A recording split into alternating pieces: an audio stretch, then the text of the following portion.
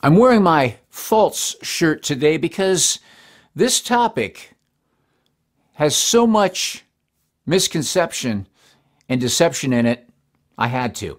Ironically, I got an email that I'm going to share with you now from a pilot.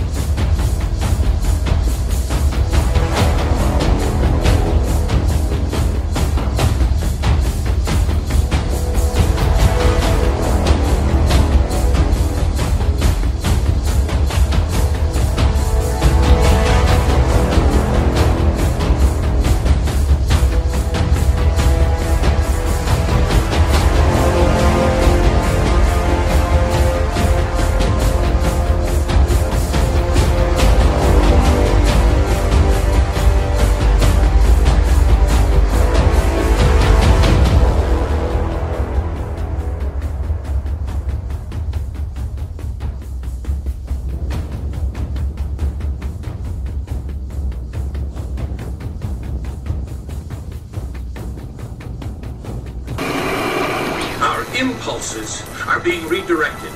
We are living in an artificially induced state of consciousness. We are living in an artificially induced state of consciousness that resembles sleep. These signals being sent through. We can look at you in your house through your TV. We can look at you.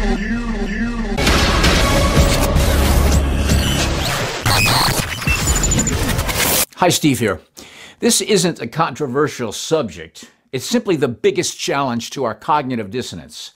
I've done other videos on this subject before, but I want to go through this for the very last time. For those of you who are tired of the lies and you do want the truth and ability to think in a critical and logical way. If you're content to live being treated as if you only have the intelligence of a dumb sheep, then don't listen to this, because this will knock your cognitive dissonance off the three-legged stool it's sitting on. I wasn't even going to get back on this topic again, but you saw the email that I got from an airline pilot. That was all I needed to convince me that I needed to do this again. I get frustrated with people who are so confident in what they believe without anything being based in fact. People say they don't believe in God because there's no science to back it up, and yet they'll believe the fake information and outright lies that they're told about the earth. Do you realize that there are not any actual photographs taken of the whole earth?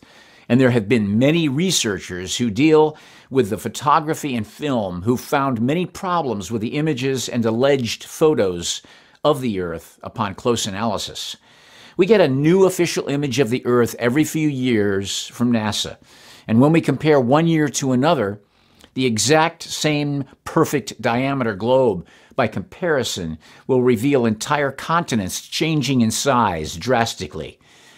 Have you ever thought about the thousands of satellites allegedly in space? Shouldn't we be able to receive actual photos in real time of the earth?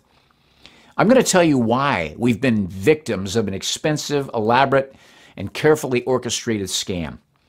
If you know a scientist, ask them what's the likelihood that entire continents could grow in size by 150% over a few years, while maintaining the same Earth diameter. What if I told you, by doing a comparison of all the space agencies of different countries' own images of the Earth, their computer-generated composite images are not even consistent with each other? This is a hard thing for people to wrap their mind around. But the reality is that when you do an analysis of all these Earth images, you finally realize the strong possibility of a false reality or even a cover-up. And think about this. All the images within the United States are released from NASA. They even admit these are composite images, and they admit they use Photoshop to make these beautiful blue marble images that we see everywhere. None of these are full photographs from space, but they're artist paintings, artist rendering paintings or crafted photos, and more recently, they've been generated from composite CGI artist renderings. If you're thinking, so what? It's no big deal, then you need to realize that these images are the foundation of our current globe belief and ultimately the only proof you'll ever find. I can just hear all the naive people right now asking me, Steve, why? Why would NASA lie to us? NASA's budget in fiscal year 2020 is $22.629 billion, which represents 0.48% of all the U.S. government spending. Yes, I said billion. This is a 5.3% increase from the previous fiscal year. Is it possible that the elites who run this world are lying to us? Are they hiding something from us that they don't want us to know?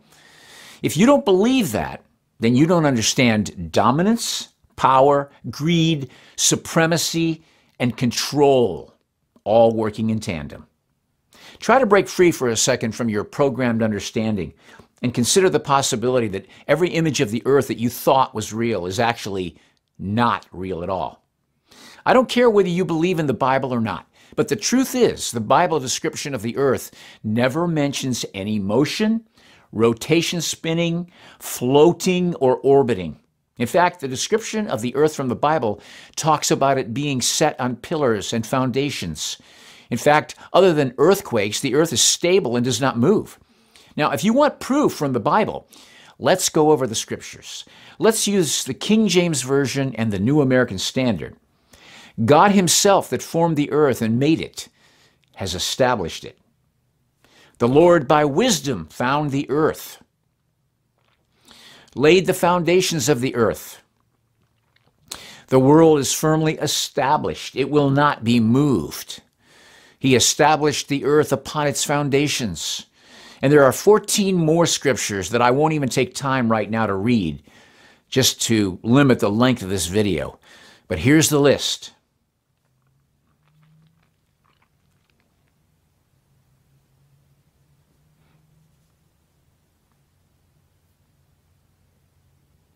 You just saw over 20 specific references describing the earth as being fixed upon literal foundations that cannot be moved. And still, the idea of this is hard for people to grasp. It's hard for the human mind to even consider something that goes against what they've been programmed to believe.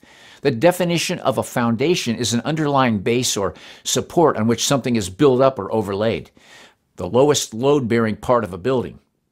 The definition of a pillar is a firm, upright support for a superstructure, a tall, vertical structure of stone, wood, or metal used to support a building.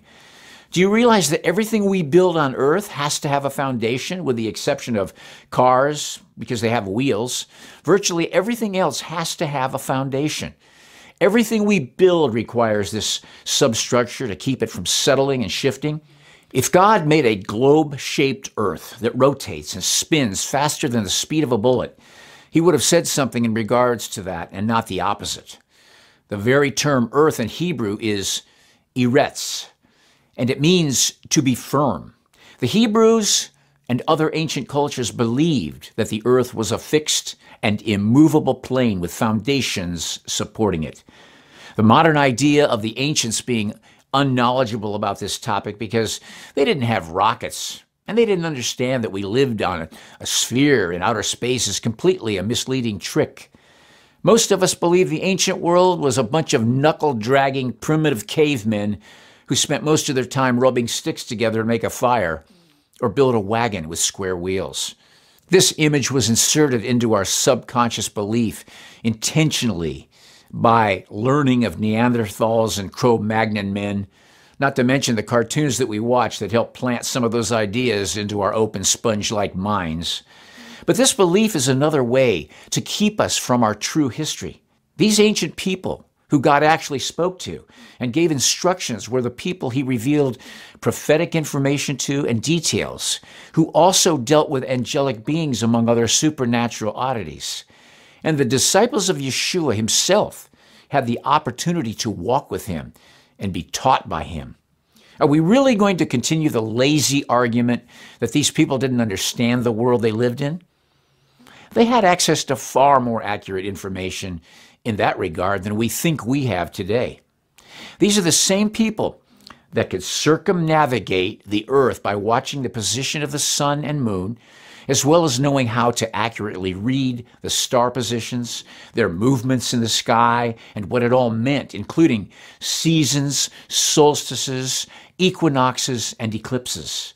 And they never got the great public school education we had. How many people do you know today with a college education who could navigate their way to other countries, across unfamiliar rugged land or large ferocious bodies of water, using only the luminaries as their guide to find their destination? Yeah, me neither. Did you know there aren't any experiments that can scientifically prove a moving heliocentric globe Earth? But there are actually experiments that prove the opposite. The Earth does not move at all while the luminaries rotate over us. Look up the Michelson-Morley experiment, the Sagnac experiment, and the experiment known as Airy's failure. These experiments failed at proving a moving Earth that doesn't support the narrative they want us to believe, and that's why they've kept them from all science and history books. Even Einstein said, "I have come to believe that the motion of the Earth cannot be detected by any optical experiment." Despite the fact that there is no movement of the Earth recorded or documented through any repeatable scientific experiment, the heliocentric globe model is a theory that is taught in every school, as if it were fact. We learned this global concept as a young child before our brain could ever rationalize this hallucination of a theory. Think about when you learned about the globe, and if you were even old enough to remember it. Maybe you started when you were in a crib with a planetary mobile. Just like everything else we were taught when we were children, the Easter Bunny coming to bring us a basket full of grass and bad candy. Later in the year, a hairy, obese man wearing furry pajamas who flies a gaudy sleigh pulled with reindeer that didn't have wings, but comes to visit your house by breaking and entering through a small chimney. By the time we were a preteen, we understood that the Tooth Fairy was a tale, Santa Claus was a hoax, and there was never an Easter Bunny in the first place. But the globe concept gets beaten into our subconscious repeatedly throughout our lives, through movies, TV shows, and games that all reinforce the fantasy of this whole abstraction. And don't forget all the supposed daily discoveries of other planets and solar systems in outer space that NASA is propagandizing perpetually.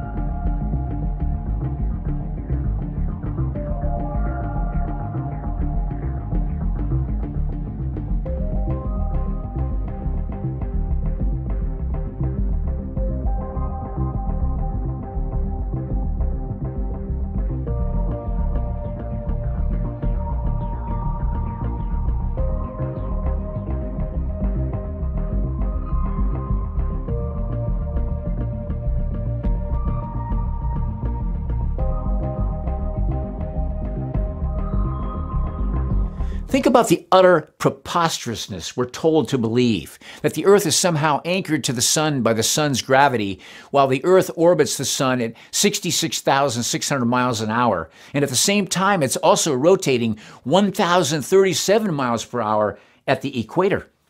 At the same time that we are orbiting the sun is explained to be traveling at a staggering 483,000 miles an hour, which means the Earth is now chasing and orbiting the sun elliptically while it's moving 483,000 miles an hour. On top of that, at these incredible speeds, this is all taking place within the Milky Way galaxy, which is itself traveling through the universe at 1,300,000 miles per hour. Then the same globe Earth ball will magically tilt up and down throughout the year, and that's why we have different seasons.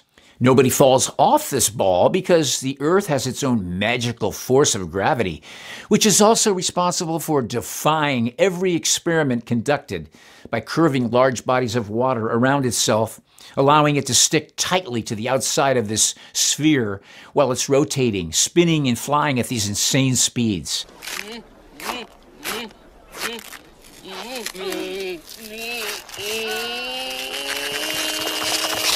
And if that's not enough, the Earth's gravity is supposedly responsible for holding the moon at the same distance to appear the exact same size as the sun, which is supposed to be 92,762,000 miles further away, and somehow only seeing one face of it ever, all while keeping everyone unaware that they are standing sideways in Florida or airplanes are landing upside down in Australia, because technically there is no up or down in space.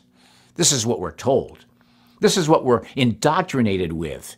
But by the time we can rationalize and question this theory, it becomes one of the only beliefs that we ever allow ourselves to think about. Our intellect and critical thinking mechanism has been clouded by the constant barrage of programming and conditioning, further reinforcing almost every mainstream media angle imaginable. That, coupled with believing that our education system is actually based in truth, will further confuse and dislodge our ability to think and reason. Our programming even contradicts our observations, logic, and senses. How many images of the Earth ball did you see this last week? It's everywhere. And virtually, it's relentless if you watch TV at all during our dose of daily programming. It's been so effective that even dedicated Bible-believing teachers, pastors, and theologians look at the biblical account of earthly descriptions and are dumbfounded as to why the authors of the Bible obviously made such a foundational error they can't explain. Even they end up sliding down the slippery slope of trying to justify by backpedaling into appeasement to avoid committing the worst cardinal sin of all, being considered a science denier. Literal biblical interpretation is now watered down and suggested to be poetic, figurative, or metaphorical due to our new knowledge from our space programs and solar models. Some Bible teachers have even said Moses, Job, and Isaiah, they didn't understand the Earth was a spinning globe because they didn't own their own rockets. Ask yourself these questions. Does scientism's model of these speeds match what the Word of God says? Do the scriptural descriptions match a ball or a sphere flying through space? Should we overlook all the passages outlining pillars and foundations to agree with the theory of scientism? Could we have been brainwashed unknowingly into believing a lie of satanic proportions? Could this belief be a component of the delusion that we were warned about at the end of the age? We're told to believe that we do not feel any movement due to the constant unchanging motion of the Earth, as well as the entire atmosphere moving along with the rotation, because gravity is holding the entire atmosphere in place. But let's assume this is possible. Have you ever watched a hummingbird or a bumblebee move through the air? Or a butterfly flutter its wings so peacefully, playfully bouncing from flower to flower? What happened to the potency of this force of gravity that can hold the air to earth, the water to the earth, people and automobiles to earth, but not affect airplanes or helicopters in flight or any of these very unique little flying creatures? We're told about the Coriolis effect, a different force that acts perpendicular to the direction of the Earth's motion and to the axis of its rotation. But I thought the Earth's atmosphere was held to the surface by gravity's force, which is why we don't feel the atmosphere moving. The Coriolis effect teaches us that long-distance shooters must account for this effect when calculating a shot. But no long-distance shooter has to do this in real life. They simply calculate their target placement while considering the bullet's drop, based on distance and velocity, as well as any windage effects from side to side, but they never adjust for the Coriolis effect. The Coriolis effect only exists as part of curriculum in science books, but not in reality. Now for my airline pilot friend who wrote me the email. Think about how much this force would change our flight travel. If it were real, there would be considerable flight time disparities between flying east versus flying west. Airplanes don't account for the Coriolis effect. They make their flight plans according to the assumption of flying across a flat and stationary Earth. By the way, the phrase flat and non-rotating Earth has been found throughout dozens of declassified documents in reference to NASA, military, and other agencies' own training manuals regarding assumptions to be made when flying aircrafts over the Earth. But you'll never hear this reported on Fox News, MSNBC, or CNN, will you? Another way we've been convinced the Earth is moving is the Foucault pendulum. This is a device taught as an experiment to demonstrate Earth's rotation, therefore proving rotation exists. They say this is a proof for Earth's movement, but museum guides are now admitting they have to reset them by putting the pendulum into motion daily. Newer versions of these so-called Foucault pendulums include motors to keep the pendulum in constant motion. This has even been admitted by installers who build these hypnotizing displays of deceit. Our God-given senses should be able to help you perceive we're not moving faster than the speed of sound. Have you ever really believed that you're moving thousands of miles an hour at every given moment? If science can't prove any of this, and your senses can't validate the movement, and God said He created the earth to be completely stable on its pillared foundations and cannot be moved, what is your logical conclusion? I have had so many Christians say to me, "What does it matter whether I believe in a flat earth or a round globe? I still believe in Jesus." It matters because you don't believe what the rest of His Word says about His creation. The world will continue to believe the lies that Satan inspires and preaches through those who do his will. But it's not God's will for His people to be ignorant. Some of them will continue to be just like the prophet Hosea said, "My people are destroyed for lack of knowledge. Because you have rejected knowledge, I will also reject you, that you shall be no priest to me, seeing you have forgotten the law of your God. I also will forget your children." That doesn't need to be. If you would like to know the living God who created this earth on a foundation that cannot be moved, there's a link in the description box below. Go down there now. It's where I lead you in a simple prayer to receive the living God so that you can know that your sins have been forgiven and you can have an eternal life with Him. Do it today. Think about it.